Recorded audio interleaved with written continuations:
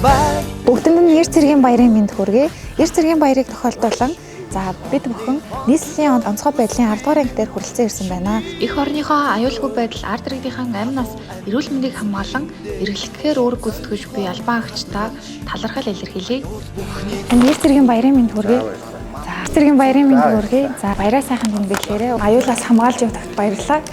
Баярлалаа. Сайхан баярлалаа.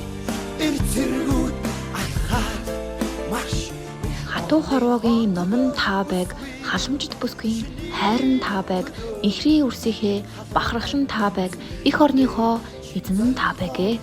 Бүх сайхан ирчүүддээ Ер цэргийн баярын мэнд хүргэе. Аз жаргалтай амьдрал минь маргааш огт